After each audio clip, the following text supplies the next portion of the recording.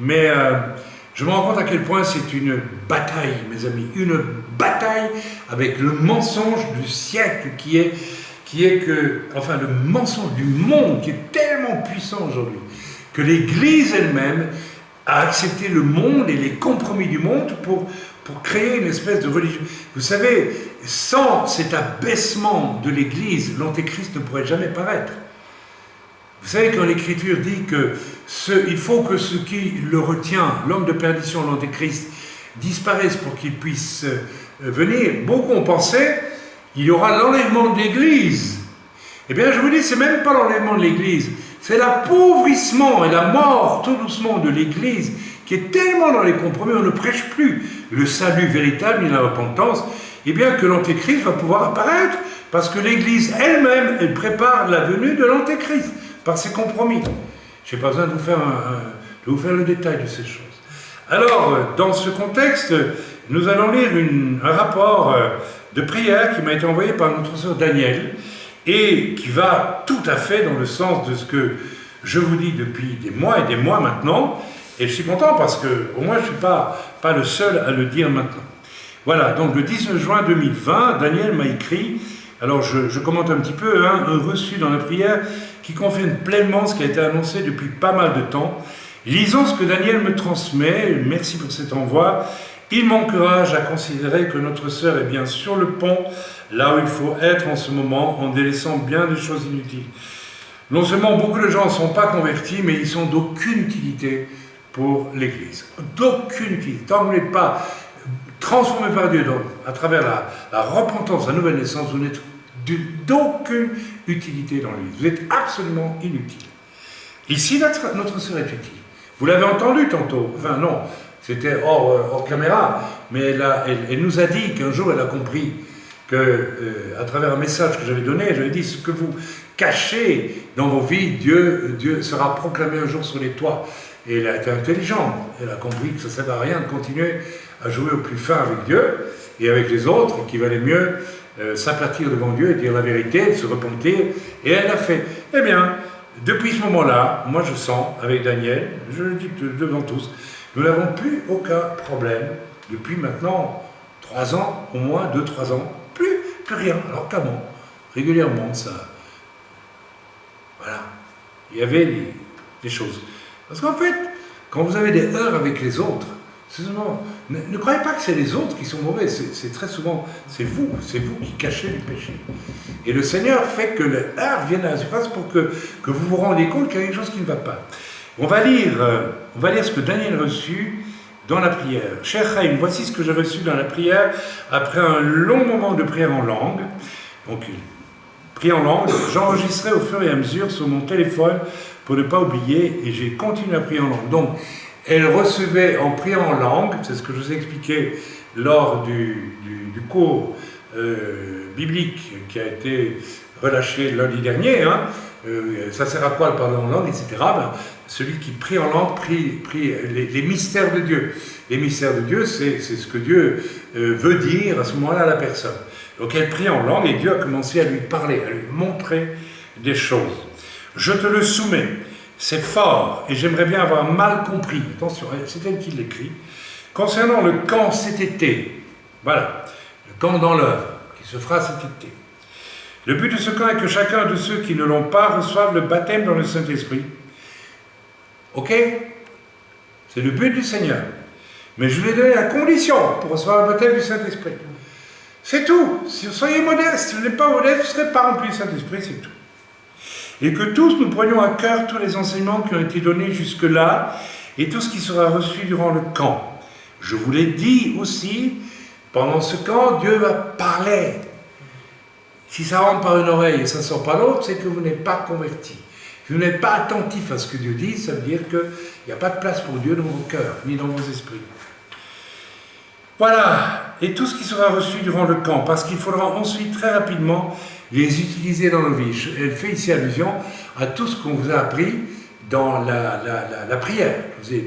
Je me suis rendu compte qu'il y avait des trous dans votre façon de prier chez quelques-uns, et donc on a enseigné là-dessus. Donc tout ça, ça a été enseigné, Alors évidemment, si vous êtes des chrétiens qui écoutez un ministère et puis c'est tout, ça ne vous servira à rien. Si par contre vous êtes quelqu'un qui prend les choses au sérieux, quand Dieu parle, là ça va vous servir. Alors c'est ce que Daniel nous dit ici, attention, il va falloir utiliser tout cela. Nous ne serons pas ensemble, je pense qu'elle veut dire, nous ne serons pas ensemble partout dans les temps difficiles. Ça veut dire que certains seront peut-être ici, d'autres seront en Suisse, d'autres seront en Israël, d'autres seront, n'est-ce pas, ailleurs. Et je ne donne pas les noms nécessairement, hein, je fais exprès, pour ne pas vous mettre sous le coup d'attaque de l'ennemi. Donc ça aussi, il faut la sagesse. Nous ne serons peut-être pas ensemble pour vivre des temps, c'est ce qu'elle pressent, très difficiles qui vont venir. Amen. Mais nous ne devons pas avoir peur. Nous ne devons pas avoir peur. Nous devons rester reliés par l'Esprit de Dieu. Reliés par l'Esprit de Dieu. Nous devons être persuadés d'être là où nous devons être et dans la volonté de Dieu. L'ennemi va essayer de nous leurrer, de nous mentir sur notre capacité à le contrer. Parce que le but du véritable chrétien dans les temps difficiles qui viennent, c'est d'être un outil pour contrer les plans de Dieu. Et pas seulement se défendre, pardon, excusez-moi, oui, merci pour la remarque, de contrer les plans du diable, de l'ennemi. Nous sommes rachetés pour ça, et pas seulement pour nous protéger, et puis c'est tout. Hein. Beaucoup de chrétiens, ils veulent juste être protégés. Je me pose des questions sur le vrai salut. Le premier message que j'ai prêché à Sisteron, en France, premier message d'évangéliste, j'étais invité pour remplacer un évangéliste qui était tombé malade. Et l'Église avait reçu, en priant qu'elle devait m'inviter. Je n'avais jamais prêché avant. Jamais. Et j'ai prêché, mon premier message était, je me rappelle encore du titre, l'Église n'est pas un port où on arrive, c'est un port d'où on part. En d'autres mots, on ne va pas à l'Église pour se faire coucouner, on va à l'Église pour prendre des munitions pour aller combattre Satan dans le monde. Amen. En dehors de ça, le reste, c'est de la littérature. Voilà, l'ennemi va essayer de nous leurrer, de nous mentir sur notre capacité à le contrer. Il va appuyer sur notre faiblesse et nier notre force, alors que nous sommes plus que vainqueurs en Christ. Si tu es né de nouveau, tu es plus que vainqueur en Christ. Il n'y a rien qui peut t'atteindre. Même si le diable te démoralise, même si tu fais une dépression nerveuse, tu peux traverser ça et tu es un vainqueur en Christ. Tu sortiras de toute épreuve vainqueur en Christ. C'est quelque chose qu'il faut rentrer gravé dans nos esprits.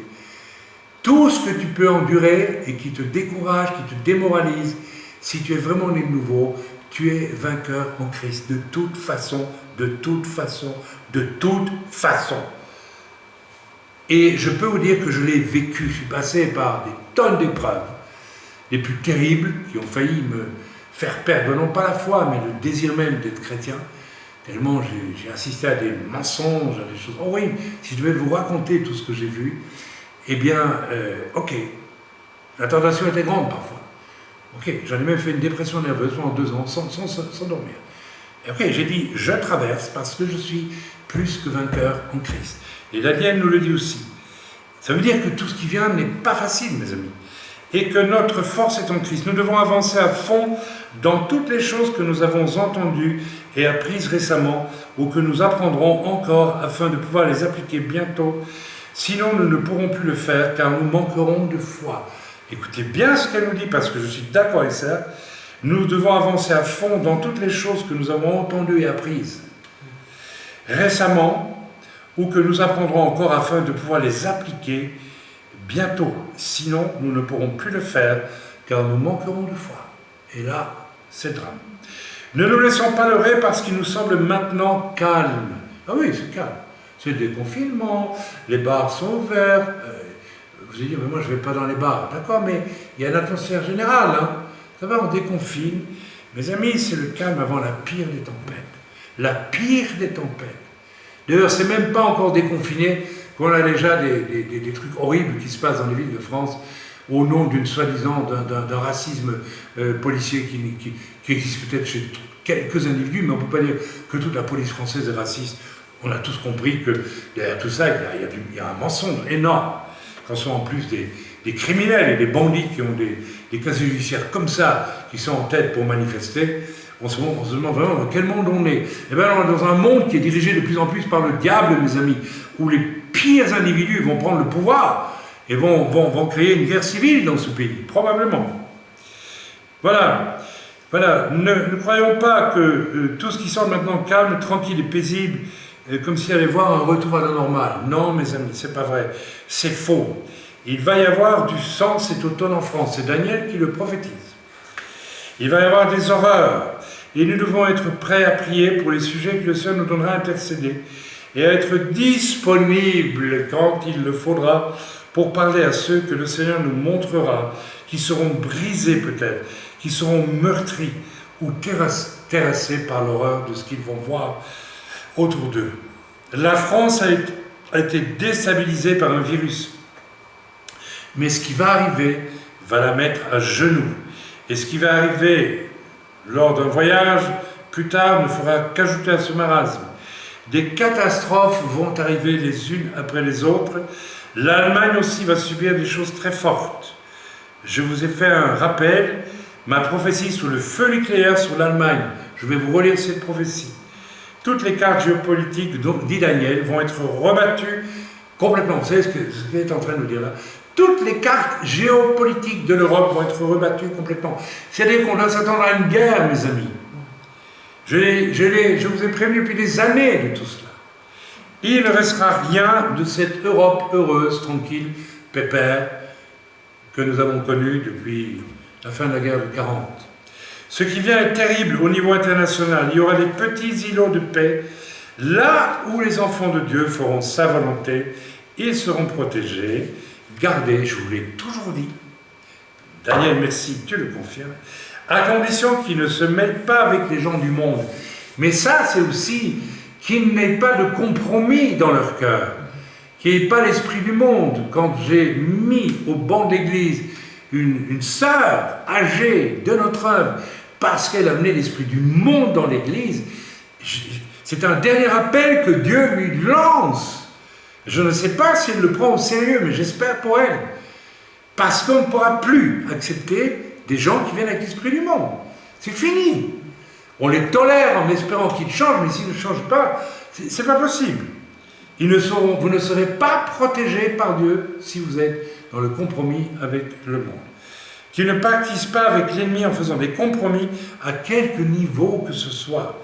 Qu'ils se confient humblement, calmement, paisiblement dans le Seigneur, dans cette intimité avec lui. Ça ne vous rappelle rien, ça? Je vous ai parlé de l'intimité avec Dieu, la douce intimité de Dieu dans la paix. Vous savez le nombre de fois où je me retire pour prier, où le Seigneur me dit, ça va, Raïm, sois en paix. Nous avons une intimité, toi et moi. Pourtant, je ne suis pas le champion dans tous les domaines, vous savez. Je ne sais pas s'il y a des champions dans la prière, j'espère que non. Mais quand Dieu peut vous dire, tu as une intimité avec moi, c'est tellement merveilleux. Là, il y a la paix, là, il y aura sa vie, il y aura sa joie. Tout ce dont nous aurons besoin est en lui, et nous ne devons pas regarder à nos problèmes, et ne surtout pas envier les gens du monde. Je vous embrasse tous, ne pas envier les gens du monde. Nous dire, mais moi, je n'envie pas les gens du monde, moi, je vous dis, je pourrais même vous désigner au moins la personne ce matin, parce que c'est l'Esprit de Dieu me l'a montré. Vous enviez les gens du monde, pas moi. Vous aimeriez être comme les gens du monde. Vous seriez prêt à retourner même dans le monde. Je sais que j'ai raison. Je sais qu'il y a une personne, voilà. Si vous vous sentez concerné, levez la main devant Dieu et confessez-le devant le Seigneur tant qu'il est temps. Ne soyez pas menteur, ne soyez pas lâche, parce que ça sera finalement, si vous n'avouez pas au Seigneur maintenant, Dieu va le mettre en lumière un jour dans votre vie et vous allez le faire. Et tout le monde le verra. Amen. Attention à ça. Vous savez, les gens qui nous ont quittés dans l'œuvre, certains, on les a interpellés. Puis finalement, on a vu leur péché. Il est venu à la lumière devant tous. Et c'est pas pour ça qu'ils ne peuvent pas se repentir encore maintenant. Mais bon, c'est leur choix, c'est leur décision. Ok? Je vous embrasse tous au refuge, que le Seigneur vous accompagne en toutes choses. Shabbat Shalom Daniel. Daniel a fait allusion à une persécution de l'Église et a fait allusion à des guerres en Europe. J'aimerais vous relire. Vous savez, c'est une prophétie terrible que j'ai reçue en 1991. En 1991, rendez-vous compte, ça fait bientôt 30 ans. J'étais dans une réunion en Suisse alémanique, une réunion de serviteurs à laquelle j'ai participé. Il y avait là des pasteurs venus de pas mal de pays différents. Et donc, nous étions entre serviteurs de Dieu. Et j'étais déjà en train de vivre mon ministère, disons, voilà, en tout cas, d'être un travailleur prophétique. Je ne prends pas le titre. Je ne supporte pas ça. Mais bon, j'ai prophétisé de façon redoutable. Et on a fait monter sur l'estrade des pasteurs de divers pays, et à un moment donné sont montrés les pasteurs allemands. Alors j'ai une relation particulière avec l'Allemagne, puisque je ne suis pas allemand, mais je suis né dans une Allemagne occupée par l'armée belge, comme l'armée française, l'armée américaine, l'armée anglaise et les Russes à l'Est, dont notre but à nous était de dénazifier l'Allemagne, c'est-à-dire de la nettoyer. Ça n'a pas été fait du tout, puisque la plupart des nazis se sont retrouvés dans les administrations, dans les tribunaux, etc., et n'ont jamais été jugés. Mais enfin bref, et j'ai grandi, moi, là où Dieu veut que les gens se repentent, Dieu ne demande pas de juger, c'est lui qui juge. Donc moi j'ai grandi comme enfant dans un pays, et j'ai aimé ce pays, parce que petit, je ne savais pas ce que c'était la Shoah, on ne savait rien du tout. On n'avait pas venu renseigner à un gosse de 4 ans, de 5 ans, qu'on a brûlé des juifs par millions à Auschwitz et tout ce qui s'ensuit. Donc c'est intéressant d'être dans cette position, d'aimer ce pays, d'aimer sa culture, parce que ce pays a quand même, avant le terrible épisode de la Shoah, qui sent les paroles de Luther, le grand réformateur. Voyez que l'Église peut travailler avec le diable. C'est Luther qui a dit il faut brûler les Juifs, il faut les confiner, il faut les brûler dans leur synagogue. C'est Luther, le grand réformateur, qui a dit cela. Alors vous voyez qu'il faut avoir le courage de voir les choses en face. Et puis Hitler et sa bande, n'est-ce pas, ben, ils l'ont fait. Alors quand les pasteurs allemands étaient sur l'estrade, mes amis, j'ai été visité par l'Esprit de Dieu avec une force, mais phénoménale. Et j'ai vu devant moi, vraiment, j'ai vu devant moi comme une machine à écrire qui tapait, lettre après lettre. Et je l'ai apprise par cœur, cette prophétie. Et la voici. Allemagne, encore plus que tes actes. Donc, sous-entendu, l'antisémitisme, la Shoah et tous les crimes de guerre de l'armée allemande. Il n'y avait pas que les Einsatzgruppen et les SS qui ont fait des horreurs. L'armée allemande aussi a participé à ces horreurs. Ce sont tes paroles qui sont restées devant ma face. Les paroles de Hitler et ses comparses. Les paroles. Les paroles consistant à dire ce peuple qui est une vermine, qui est le peuple choisi par Dieu quand même, qui est imparfait bien sûr, il n'y a pas plus imparfait que les Juifs. J'ai du sang juif, je sais de quoi je parle.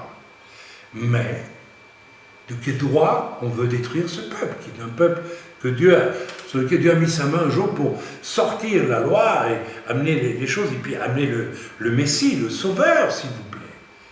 De quel droit? Ce n'étaient pas les paroles d'un homme, mais celles d'un prince des ténèbres. En d'autres termes, quand Hitler et tous les autres, Goebbels, Göring, toute la bande, faisaient des discours terribles, pour décider qu'on va tuer les Juifs, on va les détruire. Et avec quelle arrogance ces paroles-là sont restées devant Dieu, parce que c'était les paroles d'un prince des ténèbres. Et l'Allemagne ne s'est pas repentie pour ces paroles-là. Nos paroles, mes amis, sans ces paroles-là, il n'y aurait pas eu la Shoah. Il fallait les paroles d'abord. Il a fallu les paroles de Luther aussi. Oui, au moment de la réforme. Pour dire, comme il n'arrivait pas à évangéliser les Juifs, comme il n'arrivait pas à les amener au Seigneur, au début, il était très philosémique. Il connaissait si vous lisez les vieilles Bibles de l'époque, moi j'ai une Bible de Luther de l'époque, que j'ai acheté $50 à Jérusalem chez un bouquiniste. Vous avez des illustrations qui montrent qu'on lisait le Tanakh, ce qu'on appelle la première alliance. J'ai horreur de l'Ancien Testament. Testament de quoi? Dieu n'est pas mort. Hein. Et Nouveau Testament, Dieu n'est pas mort. Hein. Donc, et les réformés, les premiers réformés à l'époque, et tous les autres, vous savez, Mélenchon, pas le Mélenchon d'aujourd'hui, hein, Mélenchon, ou bien Calvin, ou Jean Hus, tous les grands leaders de la réforme, ils sont retournés vers les racines juives, mais ils se sont arrêtés en chemin. Et quand on était ravis que les juifs étaient quand même durs à cuire et pas faciles à amener au Seigneur, au lieu de les laisser sur le côté, il dit bon ben voilà, c'est comme ça, il a dit il faut les tuer. Il faut les tuer, il faut brûler le Talmud, ok, le Talmud, c'est plein de choses qui ne sont pas toujours très acceptables, je suis d'accord avec ça, mais est-ce que pour ça on doit brûler le Talmud? Quand est-ce que des réformés vont se réunir pour dire on va brûler le Coran? Parce que tu ne t'es pas repenti pour ces paroles, c'est la prophétie. Je détruirai ta nation au travers du feu. Terrible, mes amis. Quand j'ai profité de ça, j'ai dit, il y avait un silence. Et il n'y a personne qui a contesté la prophétie. L'Esprit de Dieu a attesté. Mais vous les pasteurs, quand ces choses arriveront, levez la tête et les yeux vers moi, et si vous agissez ainsi, je vous transformerai en torche de feu de mon esprit. Et le reste de ce peuple qui tournera ses regards vers vous, et donc vers Yeshua, sera sauvé. Cette prophétie annonce une guerre de destruction sur l'Allemagne. Mes amis, je pense que j'ai parlé, je détruirai ta nation au travers du feu. Comment vous détruisez une nation au travers du feu aujourd'hui? Par une guerre nucléaire. J'ai toujours eu la conviction que, et Daniel vient de le dire, la géopolitique de l'Europe va disparaître complètement. Nous devons nous attendre à une guerre en Europe très prochainement. Et ce n'est pas toute l'Allemagne qui va être grillée par des bombes atomiques. Les armées russes, comme les armées américaines et toutes les armées du monde, ont maintenant des missiles. Moi, j'ai fait mon service militaire dans un bataillon qui envoyait des fusées Honest Jones, quand j'ai fait mon service militaire en Allemagne, en tant que soldat belge, et nous travaillions sous la gouverne des Américains, et on envoyait des fusées, c'était assez long, hein, mais qui pouvaient détruire dans un rayon de 20 km, ou dans un rayon de 5 km, c'est-à-dire qu'il y avait un bataillon ennemi là-bas, on lui envoyait une fusée, paf, c'est le bataillon qui était détruit.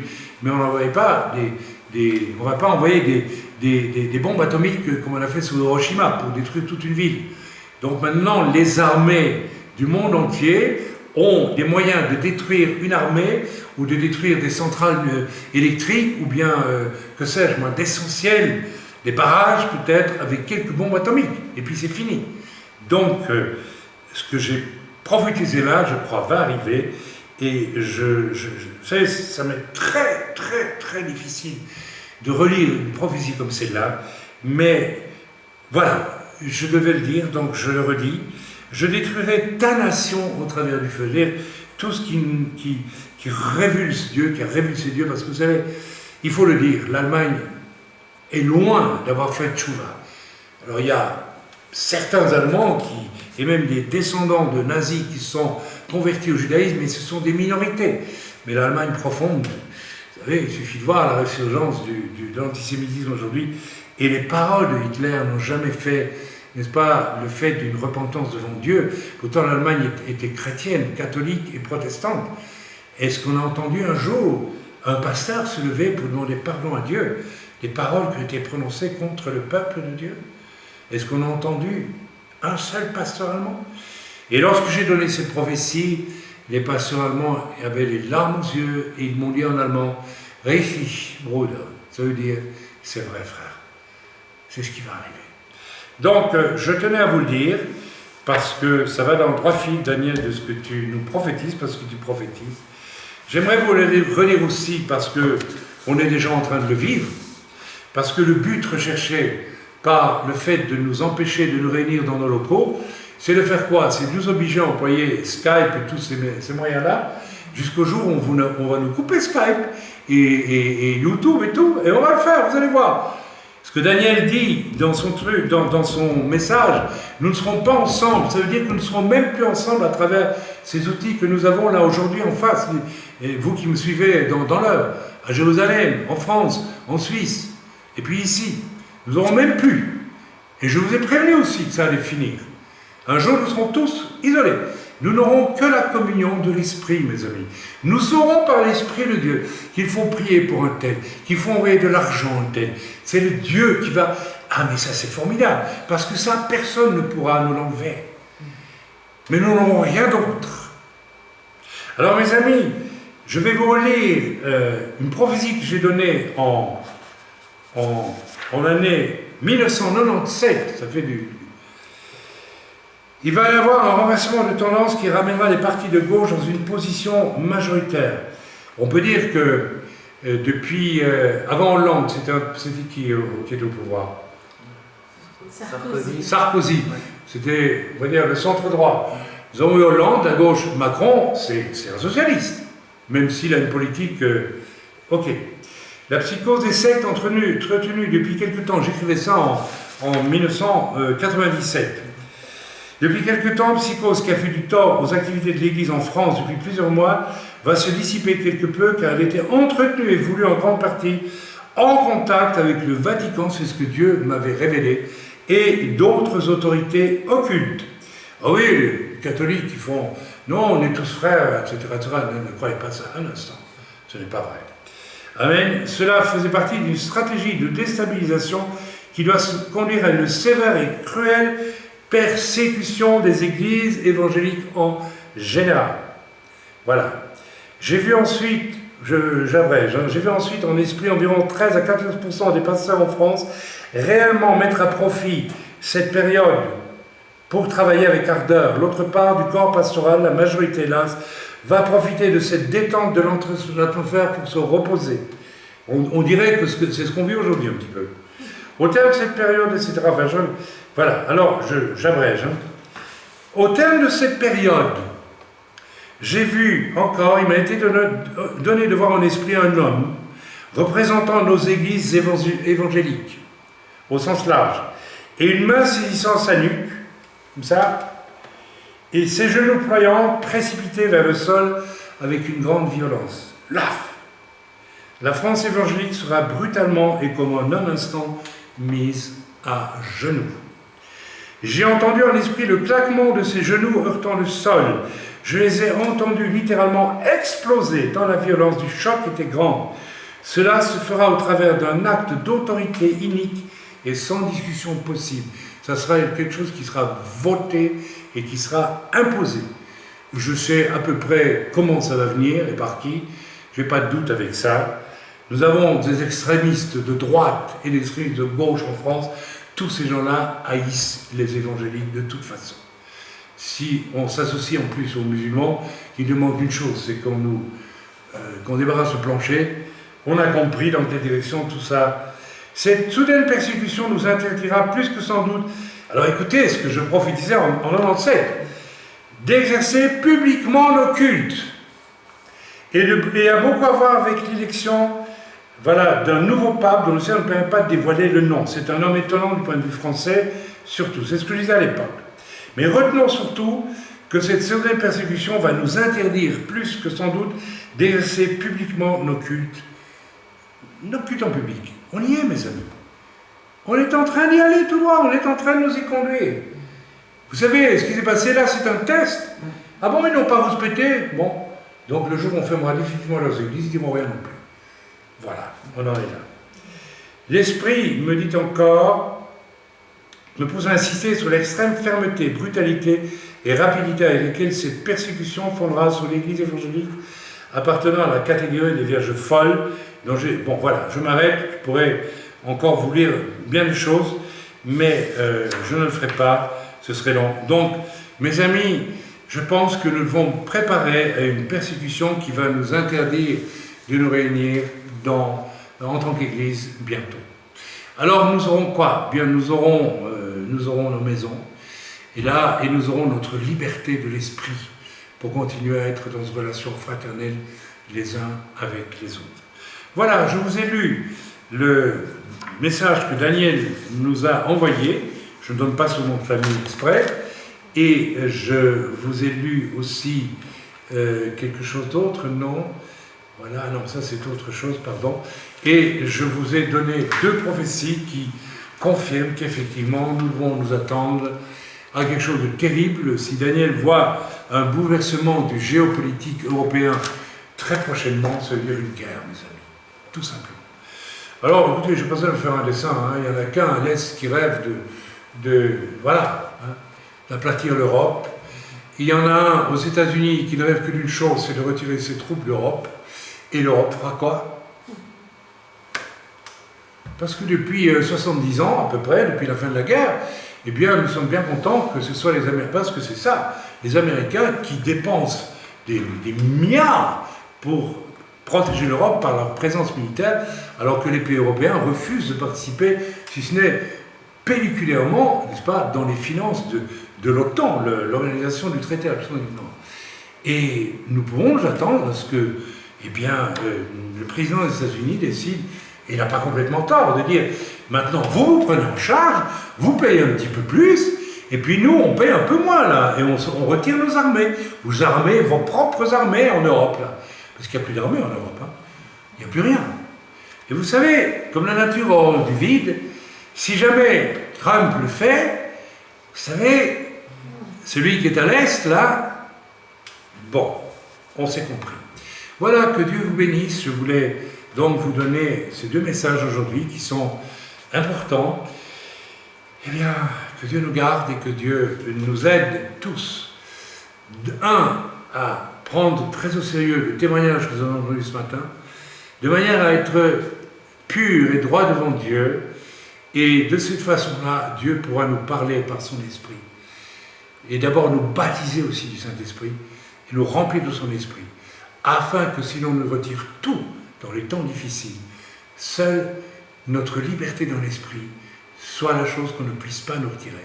Et là, nous aurons un lien, mes amis. Nous faisons partie d'une famille. Dieu nous a unis ensemble, ce n'est pas pour rien du tout. Amen. Et ce que nous faisons aujourd'hui, c'est-à-dire nous aider les uns les autres, vous le savez, même financièrement, quand c'est utile pour n'importe qui dans l'œuvre, eh bien, nous le ferons encore, mais nous serons miraculeusement conduits par le Seigneur. Le Seigneur, je vous ai lu, je crois que c'est Shabbat dernier, une lecture d'une sœur qui a vu, il y a déjà 10 ans, des anges, des archanges même, descendre silencieusement sur la terre pour préparer la protection de ses bien-aimés. Alors, je souhaite, et je crois de tout cœur, que vous allez être protégés, vous allez être gardés. Mais s'il vous plaît, convertissez-vous, tant qu'il est temps. Soyez bénis dans le nom de Yeshua. Amen. Et oui,